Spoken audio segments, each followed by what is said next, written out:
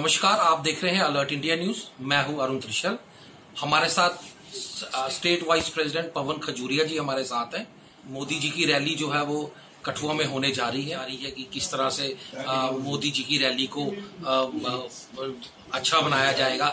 आइए पवन जी से बात करते हैं कि उनका क्या कहना है इस मोदी जी की रैली को लेकर। जी पवन जी। देखिए जी, मोदी जी की जो रैली है 14 तारीख को तय हुई है, लेकिन मेरा मानना है कि भारतीय जनता पार्टी के हम सब कार्यकर्ता परिवार भाव से काम करते हैं, कंधे से कंधा मिला के चलते हैं। उसका नतीजा हम सब लोग देख रहे हैं। पूरे देश भर में इस समय मोदी में हुआ है। तो उसी संदर्भ में उधमपुर डोडा संसदीय क्षेत्र कठुआ में जो रैली आयोजित हो रही है, लेकिन इस रैली में जिस प्रकार से अभी जहां बैठकों का दौर चल रहा है, जिस तरीके से हमें फीडबैक आ रही है, हर कोई चाहता है कि मोदी जी की रैली में स्वयं रूप से हम वहां पर उपस्थित रहे। लेकिन जिस प्रकार से लोगों का जोश और उत्साह देखने को मिल रहा है, मानो ऐसा लगता है कि दूसरा कोई राजनीतिक दल जहां पर है ही नहीं।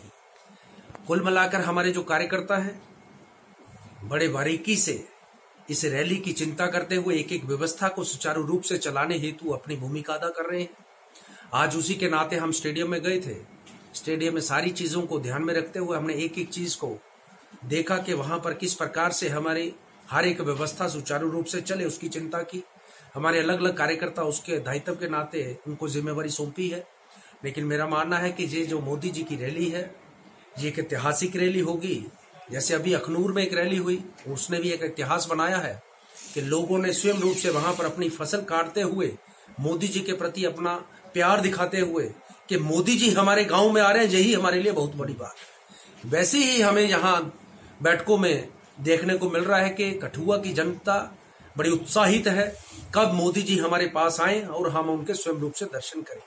अभी बैठक में बैठे थे, उससे पहले यहाँ पर एक लगभग 90 वर्ष के आजू के एक बुजुर्ग जी का फोन आया कि हमें ये बताइए कि मोदी जी की रैली कितने बजे है और मुझे वहां पर स्थान ग्रहण कितने बजे करने की इजाजत होगी। मुझे लगता है कि इतने वर्ष के आजू के जो बुजुर्ग अगर ऐसी बात कर रहे हैं और रैली में आने के लिए तत्पर हैं, तो मुझे लगता है हमारे उधमपुर के हमारे जो प्रत्याशी हैं डॉक्टर जितेंद्र सिंह जी, वो भारी मतों से यहां से जीत हासिल करने वाले। 2014 में भी मोदी जी ने हीरानगर में रैली की थी, वहां पे भी बड़े आश्वासन जो है वो लोगों को दिए गए थे। आज कहीं ना कहीं कुछ लोगों में रोष भी है कि कुछ आश्वासन जो है वो पूरे नहीं किए गए। इस बारी क्या होगा, क्योंकि आने वाले दिनों में इलेक्शन है और वोट पड़ेंगे, किस तरह से मोदी जी लोगों को लुभाएंगे? देखिए, पहले तो मैं आपकी बात पे कतई विश्वास नहीं रखूंगा जो अभी आपने बात कही कि कुछ लोग नाराज हैं। हमारी पार्टी का मूल मंत्र है जो कहते हैं वो करते हैं, और हमारी पार्टी ने जो कहा है वो किया है।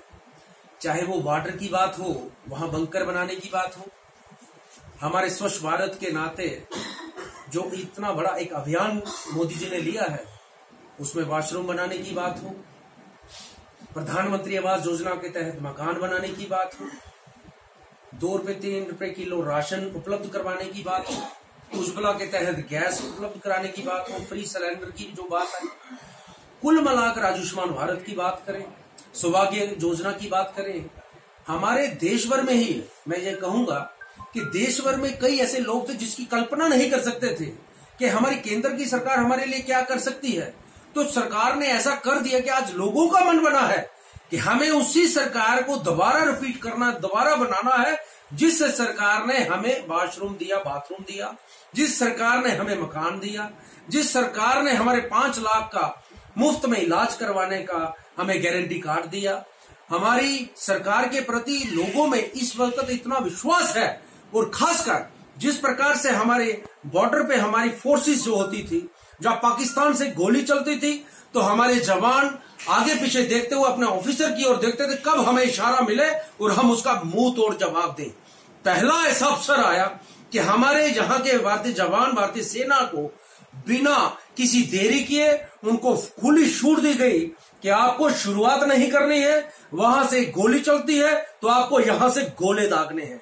और मैं समझता हूं हमारी भारतीय सेना का जिस प्रकार से मनोबल बढ़ा है, उसी प्रकार से हमारे जो राष्ट्रभक्त जो लोग हैं, जो देशभक्त लोग हैं, उनकी जिस प्रकार से हमारे ये सारे काम केंद्र सरकार की तरफ से हुए हैं, उनका सीना चौड़ा हुआ है। आज हर कोई चाहता है कि हम भारतीय जनता पार्टी के साथ चले। उसका उदाहरण मैं आपके सामने रखता हूं। हमारे यहाँ कई ऐसे राजनीतिक दल थे जिनके बड़े बड़े नेता, जो एक कदावर नेता थे, जिनके नाते पार्टी चला करती थी, लेकिन आज उन्होंने भी सबने भारतीय जनता पार्टी का दामन थामा है। कहीं ना कहीं स्पष्ट नीति को ध्यान में रखते हुए, हमारे नरेंद्र भाई मोदी जी के नेतृत्व में विश्वास करते हुए उन्होंने भारतीय जनता पार्टी का दामन थामा है। मैं बड़े स्पष्ट लफ्जों में ये कहना चाहता हूं, देश भर में जिस प्रकार से ये मोदी में इस समय हुआ है, आने वाले समय में केंद्र में दोबारा सरकार बनेगी और मोदी जी के नेतृत्व में दुनिया में हम नंबर 1 बनेंगे, ये मैं तय मानता हूं। कहीं ना कहीं बॉर्डर के जो किसान है वो खफा है। 2014 का कंपनसेशन अभी तक नहीं मिला। बॉर्डर के किसान जो हैं वो बार बार रैलियां निकाल रहे हैं, बार बार धरना प्रदर्शन कर रहे हैं। वो कह रहे हैं अगर कंपनसेशन नहीं तो वोट नहीं। क्या कहेंगे? आपने बड़ा उचित सवाल मेरे से किया। किसान केंद्र सरकार पे जितना खुश है, पहले कभी किसान खुश हुआ ही नहीं।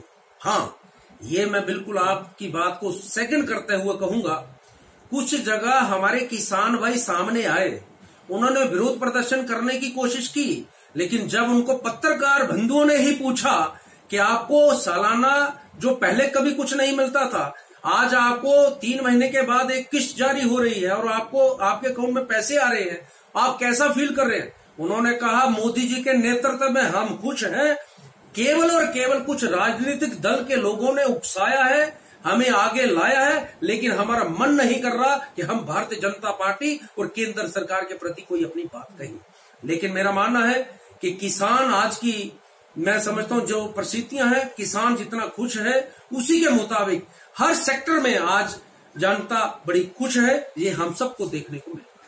अलर्ट इंडिया न्यूज के माध्यम से लोगों को क्या मैसेज देना चाहते हैं जो मोदी जी की रैली है 14 तारीख? देखिए, अलर्ट इंडिया न्यूज का मैं बहुत बहुत धन्यवाद करता हूं कि आपने मुझे बात रखने का अवसर दिया। आपके माध्यम से मैं केवल इतना ही लोगों से आग्रह करना चाहता हूं, निवेदन करना चाहता हूं कि इस समय जो आपका विश्वास नरेंद्र भाई मोदी जी के प्रति बना है, उस विश्वास को दृढ़ विश्वास बनाते हुए, संकल्प लेते हुए हम सबका ये दायित्व बनता है कि हम अपना मतदान करने के लिए अपना मत तो डाले, लेकिन अपने साथ 50 और लोगों को कन्विंस करें कि हमें अपना देश सुरक्षित हाथों में रखना है। सुरक्षित हाथ नरेंद्र भाई मोदी जी के नेतृत्व में हमारी सरकार बने, यही कहते हुए मैं आपका बहुत बहुत धन्यवाद करता हूँ। ये थे हमारे साथ पवन खजूरिया जी, जिन्होंने विस्तार में मोदी जी की रैली के बारे में बताया और इन्होंने अपील की है कि आने वाले इलेक्शनों में खुल के मतदान करें। कठुआ से अरुण त्रिशल, अलर्ट इंडिया न्यूज।